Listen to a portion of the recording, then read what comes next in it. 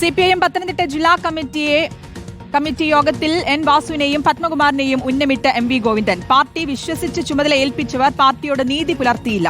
കുറ്റപത്രം സമർപ്പിച്ച ശേഷം ശക്തമായ നടപടി ഉണ്ടാകുമെന്നും MV ഗോവിന്ദൻ വ്യക്തമാക്കുന്നു.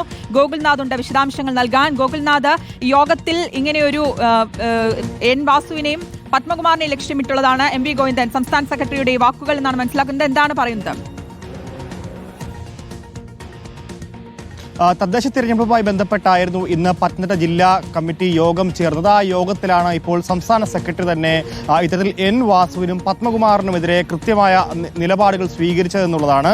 പലപ്പോഴും മുൻപ് മാധ്യമങ്ങൾക്ക് മുൻപിൽ പറഞ്ഞത് CPM ഒരു നിലപാട് പറഞ്ഞിട്ടുണ്ടെങ്കിൽ ആ നിലപാടുമായി ഉറച്ചു തന്നെ മുൻപോട്ട് പോകുമെന്നുള്ള ഒരു കാര്യമായിരുന്നു. പക്ഷേ അതിനപ്പുറത്തേക്ക് കൂടുതൽ വ്യക്തത വരികയാണ്. അടുത്ത സംസ്ഥാന കമ്മിറ്റിയിലേക്ക് വരുമ്പോൾ ഈ വിഷയം കൃത്യമായി നടപടിയിലെടുക്കും, അല്ലെങ്കിൽ പത്മകുമാറിനെതിരെ കൃത്യമായ നടപടികൾ ഉണ്ടാകുമെന്നുള്ള കാര്യത്തിന്റെ ഒരു സൂചന കൂടിയാണ് ഇന്നിപ്പോൾ ജില്ലാ കമ്മിറ്റിയിൽ ഉയർന്നു വന്നിട്ടുള്ള ചില വാദങ്ങളുള്ളതാണ്. ഈ പത്മകുമാറിന് എതിരായി നിരവധി കാര്യങ്ങളാണ് ഇന്നിപ്പോൾ ചർച്ചയിൽ വന്നത്. പാർട്ടി ഏൽപ്പിച്ച ദൗത്യം നിറവേറ്റുന്നതിൽ പത്മകുമാർ പൂർണ്ണ പരാജയമായിരുന്നു. അത്തരത്തിലാണ് ശബരിമല സ്വർണ്ണക്കൊള്ള നടക്കുന്നത്. ആ കൊള്ള ഇപ്പോൾ നിലവിൽ തദ്ദേശ സ്വയംഭരണ തെരഞ്ഞെടുപ്പ് അടുത്തിരിക്കുന്ന ഘട്ടത്തിൽ പാർട്ടിയെ വലിയ പ്രതിസന്ധിയിലേക്ക് നയിക്കുന്നുണ്ട്. പത്തനംതിട്ട ജില്ലയെ സംബന്ധിച്ചിടത്തോളം വിശ്വാസത്തിന്റെ ഒരു കേന്ദ്രം കൂടിയാണ്. ആ കേന്ദ്രത്തിൽ ശബരിമല തിരിച്ചടിയാകുമോ എന്നുള്ള ഒരു ഘട്ടത്തിലാണ് ഇപ്പോൾ നിലവിൽ ഈ പത്മകുമാറിനെതിരെ ഈ സംസ്ഥാന സെക്രട്ടറി തന്നെ ഇപ്പോൾ നിലപാട് കടുപ്പിച്ചിരിക്കുന്നുള്ളതാണ്. ഇനി അടുത്തത് സംസ്ഥാന കമ്മിറ്റിയാണ്. സംസ്ഥാന കമ്മിറ്റിയിലേക്ക് വരുമ്പോൾ സംസ്ഥാന സെക്രട്ടേറിയറ്റിൽ കൃത്യമായി വിഷയം ചർച്ച ചെയ്യുകയും നടപടിയിലേക്ക് കാര്യങ്ങൾ നീങ്ങുകയും ചെയ്യും. പാർട്ടി പ്രാഥമിക അംഗത്വത്തിൽ നിന്ന് പത്മകുമാറിനെ സസ്പെൻഡ് ചെയ്യുന്ന നടപടികളിലേക്ക് കാര്യങ്ങൾ നീങ്ങും എന്നുള്ളതിന്റെ ഒരു മുന്നറിയിപ്പ് കൂടിയാണ് ഇന്നത്തെ ഈ യോഗത്തിൽ ഏറ്റവും എടുത്തു പറയേണ്ടത്. ഇത്തരത്തിലാണ് ഇന്നത്തെ യോഗം ഇപ്പോൾ പുരോഗമിച്ചത്. 9 മണിക്ക് തുടങ്ങിയ യോഗമാണ് 1 മണിയോടുകൂടി അവസാനിച്ചത്.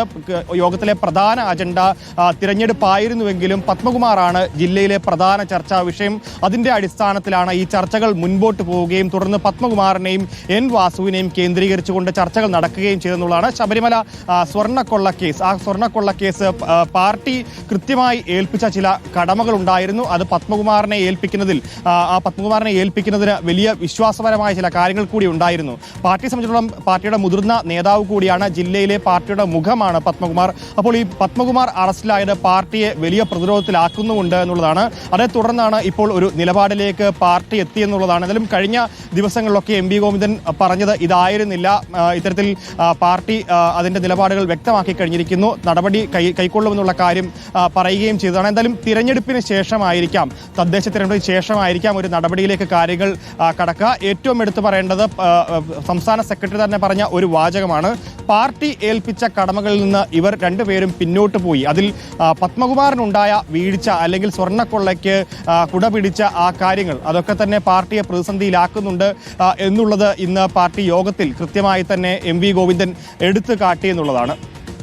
ഓക്കെ, എന്തായാലും പാർട്ടിയെ പ്രതിസന്ധിയിലാക്കിയിട്ടില്ല ശബരിമല പ്രശ്നം എന്നുള്ളതായിരുന്നു നേരത്തെ സംസ്ഥാന സെക്രട്ടറി പറഞ്ഞിരുന്നത്. പക്ഷേ ഇക്കാര്യത്തിൽ ഇപ്പോൾ പാർട്ടി വിശ്വസിച്ച് ചുമതല ഏൽപ്പിച്ചവർ പാർട്ടിയോട് നീതി പുലർത്തിയില്ല എന്നടക്കമുള്ള കാര്യങ്ങളാണ് പറഞ്ഞു വെക്കുന്നത്. കുറ്റപത്രം സമർപ്പിച്ച ശേഷം ശക്തമായ നടപടി ഉണ്ടാകുമെന്ന് കൂടിയാണ് MV ഗോവിന്ദൻ വ്യക്തമാക്കുന്നത്. ഗോകുൽനാഥാണ് വിശദാംശങ്ങൾ നൽകിയത്.